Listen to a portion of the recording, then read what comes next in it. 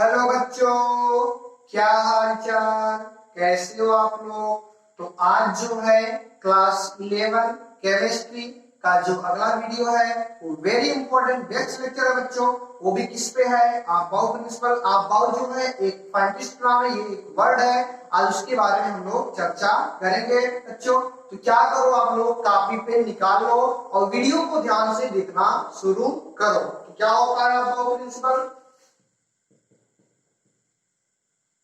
ये हो गया about principal. About principal, about principal क्या होता है। अबाउट जो है ये क्या है, क्या कौन सा वर्ड है बच्चों, इसको बताए थे, जर्मन वर्ड है। यानी कि क्या है, जर्मन वर्ड है। इसकी जो मीनिंग होती है बच्चों, उसका नाम क्या है, कंस्ट्रक्शन। एकदम ध्यान सुनिए। अबाउट एक क्या है, जर्मन शब्द है जिसका जो अर्थ होता है वह कंस्ट्रक्शन होता है।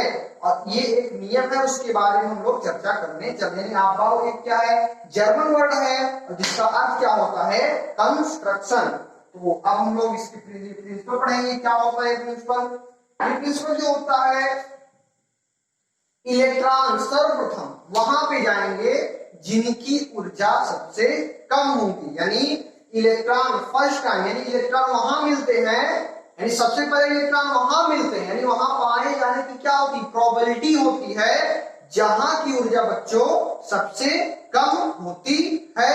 तो और समझो, और ये हो गया, इलेक्ट्रॉन वहां ज्यादा पाए जिसकी ऊर्जा सबसे कम है, वहां पे इलेक्ट्रॉन पाए जाने की संभावनाएं सबसे ज्यादा होती है।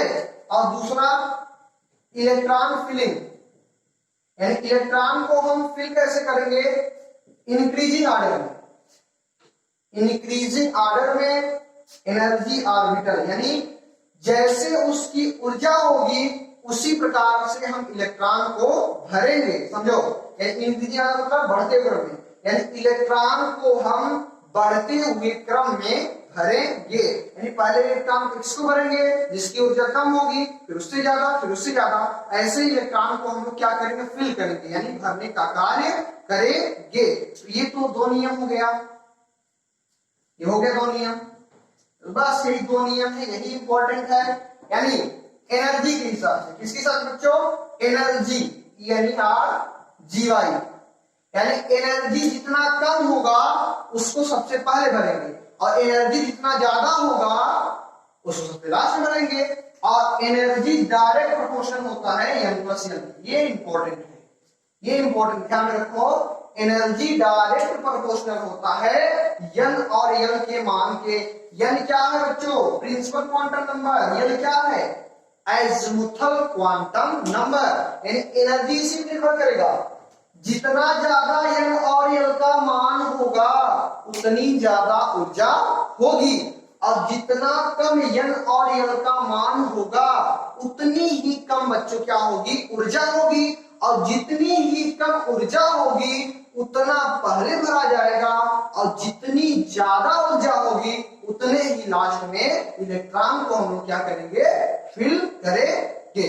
अभी बात सुनने, यही एनर्जी का, एनर्जी डायरेक्ट N+L का मान बढ़ेगा तो एनर्जी का मान भी बढ़ेगा, N+L का मान घटेगा तो N+L का मान जब घटेगा तो एनर्जी का मान भी बच्चों क्या होगा, घटेगा। अब समझो, जैसे मेरा क्वेश्चन है 2s और 2p में किसकी एनर्जी कम है और किसकी एनर्जी ज्यादा है। एकदम सिंपल क्वेश्चन है, 2s और 2p में किसकी एनर्जी यानी किसकी ऊर्जा कम है और किसकी ऊर्जा ज्यादा है। इससे हम लोग क्या समझेंगे, जिसकी ऊर्जा कम होगी उसमें इलेक्ट्रॉन पाए जाने की संभावना पहले होगी, और जिसका एनर्जी ज्यादा है, जिसकी ऊर्जा ज्यादा होगी उसमें इलेक्ट्रॉन पाए जाने की संभावना उतनी ही कम होगी। यानी पहले इलेक्ट्रॉन वहां भरे जाएंगे जिनकी ऊर्जा कम। यानी अब बताओ, इसमें लगाओ कौन सा रूल, N+L। अब समझो S, P, D और L का मान जो है, S के लिए 0, इसके लिए क्या होता है 0, P के लिए 1 और D के लिए 2, F के लिए 3। ये तो पढ़ ही चुके हो, अब समझ लो। अब 2, यानी यहाँ पे क्या है 2 है प्लस यल यस के लिए का मान क्या होता है 0 0। अब 2p है बच्चों, ये क्या है 2 है p, यानी यहाँ पे यल का मान कितना है 2 प्लस यल का मान p के लिए 1 1 2 प्लस 1 बराबर 3, यहाँ पे 2, यानी यहाँ पे 2 है यहाँ पे 3 है बच्चों, यहाँ पे 2 है इसकी ऊर्जा क्या है कम है, यहाँ पे 3 है इसकी ऊर्जा क्या है बच्चों ज्यादा है। अब बताइए इसकी ऊर्जा अगर कम है इसमें इलेक्ट्रॉन पहले आएंगे, इसकी ऊर्जा अगर ज्यादा है इसमें इलेक्ट्रॉन बाद में आएंगे। अगली बात समझ में, तो और बता रहे हैं हम आप लोग को, और समझो यहां पे लिख ले रहे हैं 1s 2s 2p ऐसे चलते हैं।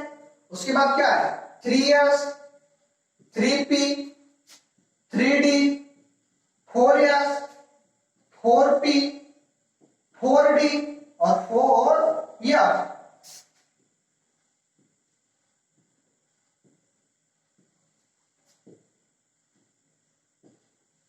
अब समझो, और यहां पे लिख लो यस, यहां यस पी डी और यस, यल का मान यस के लिए 0, पी के लिए 1, डी के लिए 2, एफ के लिए 3। अब बताओ ए क्या है, तो ये बराबर ए, और यस के लिए यल का मान 0 0, यहाँ पे 1 हो गया। अब 2 मतलब ये बराबर 2 और यस के लिए यल का मान 0 तो 2। आप समझो 2p n बराबर 2 प्लस p के लिए का मान 1 2 प्लस 1 3। अब 3s n बराबर 3 प्लस यस के लिए n का मान 0 और 3p n बराबर 3 प्लस p के लिए n का मान 1 4 3d 3 n बराबर 3 प्लस डी के लिए यल का मान 2 5। एकदम समझते चलो 4s 4 n बराबर 4 प्लस यही रूल है n प्लस यल वाला, यही रूल है n प्लस यल वाला, तो n बराबर 4 है यल, और यस का जो मान है यल के लिए वह 0 है, तो यहाँ पे 4 अब समझो 3d की ऊर्जा ज्यादा है 4s की कम है, इसलिए पहले इलेक्ट्रॉन 3d में आएंगे 4s में बच्चों, पहले इलेक्ट्रॉन 4s में आएंगे क्योंकि इसका n प्लस वैल्यू जो है वह कम है और 3d की n प्लस n वैल्यू क्या है ज्यादा है, यानी इलेक्ट्रॉन जो पाए जाने की प्रोबेबिलिटी होगी वो 3d और 4s में किस में ज्यादा होगी 4s में ज्यादा होगी, क्योंकि 4s की ऊर्जा जो है वह 3d से क्या है कम। अगली बात समझ में ना। अब बताओ 4p n बराबर 4 plus p1 4 plus 1 5 4d 4d नहीं 4d 4 प्लस d के लिए यल का मान 2 4 2 6। अब 4p है फिर क्या है 4 है 4 2 f के लिए यल का मान 3 तो 4 3 7।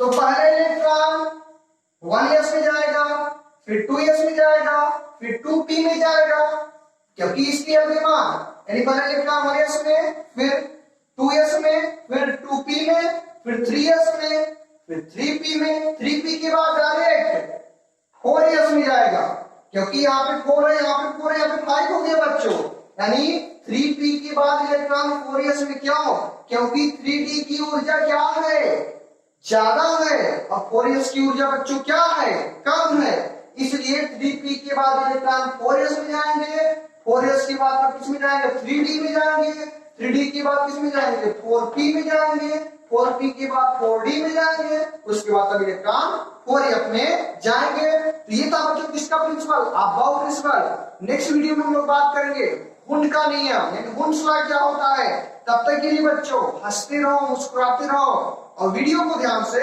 देखते रहो। धन्यवाद।